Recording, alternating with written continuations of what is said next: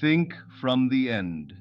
Most people imagine their desires from the very place of not having them. You stand in your current struggle and look at your dream as if it were a distant star. But as long as you are looking at it, you are confessing that you are not in it. Tonight, I will show you how to move your awareness into the place where it is already done. This is not a theory. It is a practical exercise taught to me by my mentor Abdullah, designed to break the illusion of distance between you and everything you desire. Abdullah taught me the simple practice of sitting in one place and occupying another in imagination. In the next few minutes, I will teach you how to physically feel yourself in a new reality until the place you desire becomes more real than the chair you are sitting in right now.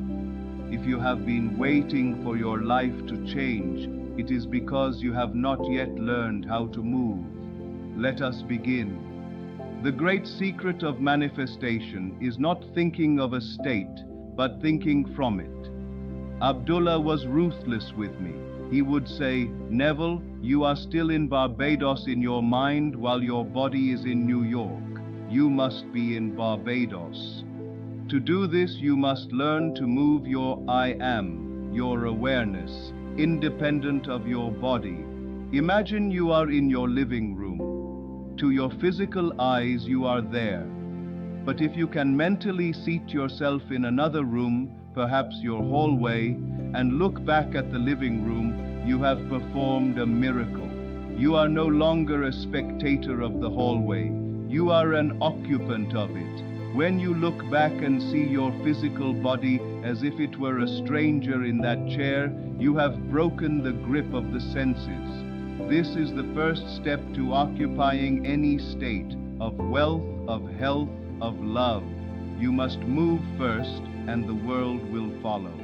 Let me tell you exactly how Abdullah and I practiced this in our New York apartment. We had a chair in the living room and a small chair in the hallway near the telephone. I would sit in the living room chair, close my eyes, and refuse to accept the room around me.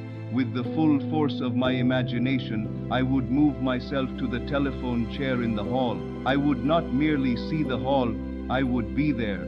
I would feel the different temperature of the air. I would hear the sounds of the apartment from that new vantage point. And most importantly, I would look back through the doorway and see the chair I had just left. I would see Neville sitting there.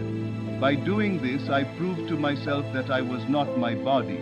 I was the awareness that could occupy any coordinate in space. Abdullah made me shuttle back and forth, from the room to the hall, from the hall to the room, until the movement felt as natural as walking. He knew that if I could master a movement of 10 feet, I could master a movement into a completely new life. This is the mental mobility that makes the law of assumption work. I want you to perform this exercise with me now. Do not merely listen, do it. Choose 2 distinct spots in your home. One is where you are physically seated. The other is a place you know well, perhaps your kitchen or your hallway. Close your eyes and anchor yourself where you are. Feel the chair, hear the room. Now, without moving a single muscle, depart. Rise in your imagination and walk to that other spot. Seat yourself there. Here is the key. Look back from that new position. Look toward the chair you just left. See the furniture from this new angle. See your physical body sitting there as if you were observing a stranger. Stay there until that new location feels solid, 3-dimensional and real. Feel the floor beneath your feet. Once you have established that reality, return to your body, then immediately leap back to the other spot again. Shuttle back and forth until the movement feels effortless. You are loosening your consciousness from the coordinates of the flesh. When you can do this with rooms, you can do it with states of being. You can move from the state of seeking money to the state of having abundance, and look back at your old debts as if they were a chair you finally stood up from. You are not waiting for the money. You are already in the state where the money is a fact. Your senses will resist. They will insist. You are still in the living room. You are still broke. You are still alone. But you must understand, your senses only report the past. They are like a mirror reflecting the face you wore yesterday. This exercise is not about the hallway. It is about the power of the one who sits.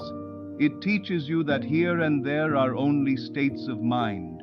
If you can feel yourself there, then for all creative purposes, you are there. Abdullah taught me that the distance between a man and his dream is not a matter of miles or months. It is only the distance between thinking of and thinking from. By practicing this movement, you are returning to the projector booth of your life. You are realizing that you can change the movie on the screen simply by changing the position of the projector. Do not argue with the senses. Simply ignore them. Occupy the new coordinate.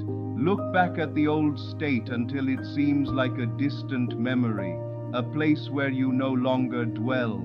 As you prepare for sleep tonight, do not carry the old coordinates of your day into the silence.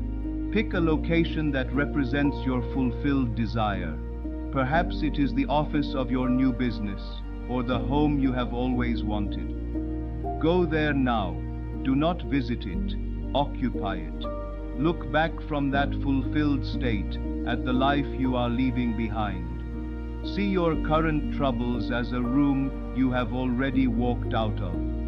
Feel the relief of the distance between you and the old self. You are no longer the person struggling to get there. You are the person who is already there, looking back at a room that no longer holds you. This is how you redeem your time. You move the world by moving yourself. Let the old garment fall away. Let the old coordinates vanish. And as you drift into the deep, let your last conscious thought be the feeling of the floor beneath your feet, in the place where you truly belong.